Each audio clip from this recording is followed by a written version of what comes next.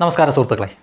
കഴിഞ്ഞ ദിവസം ഉത്തർപ്രദേശിലെ കാൺപൂർ എക്സ്പ്രസ് ഹൈവേയിൽ ഒരു വാഹന അപകടം നടന്നു. കൊല്ലപ്പെട്ടത് 18 വയസ്സ് പ്രായമുള്ള ഒരു കൗമാരക്കാരനായിരുന്നു. അബാൻ അഹമ്മദ് എന്നായിരുന്നു അയാളുടെ പേര്. അയാളുടെ ഒരു സുഹൃത്ത് സോനു എന്ന പേരുള്ള ഒരു സുഹൃത്ത് കൂടി മരണപ്പെട്ടിരുന്നു.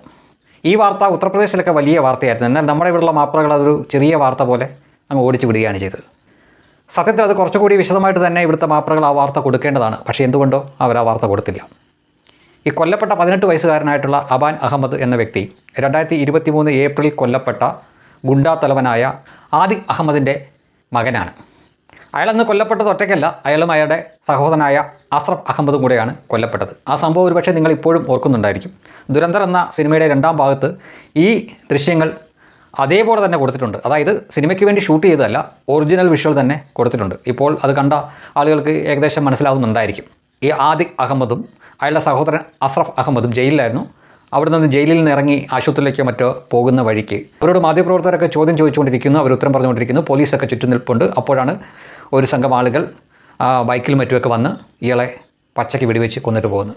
നമ്മുടെ ഈ രാജ്യത്തെ ഒട്ടുമിക്ക ദേശീയ മാധ്യമങ്ങൾ അത് ലൈവായിട്ട് തന്നെ കാണിച്ചാണ്. അതേ ദൃശ്യങ്ങൾ തന്നെ ഈ ദുരന്തരിൽ ഉൾപ്പെടുത്തിയിട്ടുണ്ട് 2ാം ഭാഗത്തിൽ.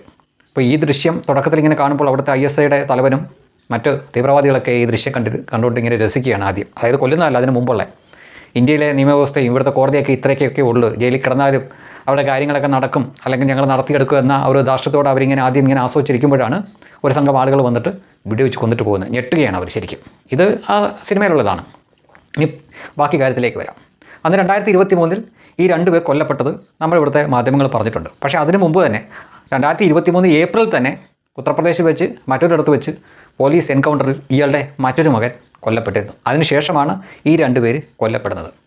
അയാളുടെ ഇപ്പോൾ പുറത്തുള്ള മകനാണ് 18 വയസ്സുകാരനായിട്ടുള്ള ഈ അബാൻ.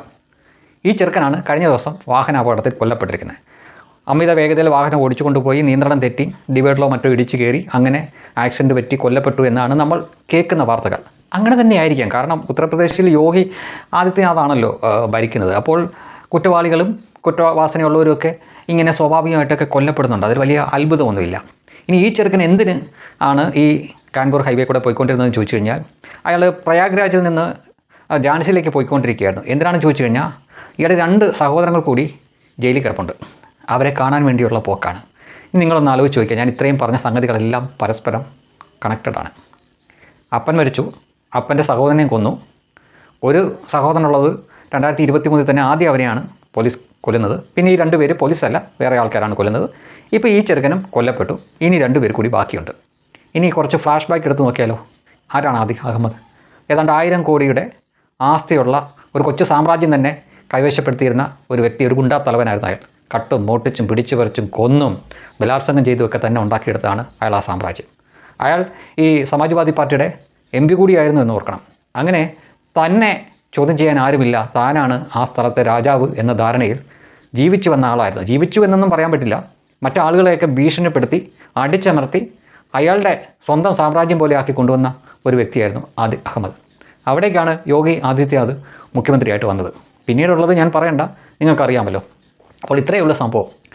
നിങ്ങൾ കാണിക്കുന്ന തെമ്മാടിത്തരങ്ങൾ, അതും പ്രത്യേകിച്ച് നിയമവിരുദ്ധമായിട്ടാണെങ്കിൽ, കൊന്നും കട്ടും മോട്ടിച്ചും പിടിച്ചു പറിച്ചും ബലാത്സംഗം ചെയ്തും പീഡിപ്പിച്ചുമൊക്കെ ഉണ്ടാക്കുന്ന എത്ര വലിയ സാമ്രാജ്യമാണെങ്കിലും ശരി, നട്ടലുറപ്പുള്ള തൻ്റെ ഇടമുള്ള ഒരൊറ്റ ഭരണാധികാരി വിചാരിച്ചാൽ ആ സാമ്രാജ്യത്തിൻ്റെ അടിവേര് വരെ ഇളക്കി ദൂരക്കളയും. അതിൻ്റെ തെളിവാണ് ആദിഖ് അഹമ്മദും അയാളുടെ കുടുംബം തന്നെ ഓരോന്നോരോന്നായിട്ട് ഇല്ലാതായിക്കൊണ്ടിരിക്കുന്ന കാഴ്ച. ഇനി ജയിലിൽ കിടക്കുന്ന 2 അവരുടെയും അവസ്ഥ ഇതൊക്കെ തന്നെയായിരിക്കും. വലിയ വ്യത്യാസമൊന്നും കാണത്തില്ല.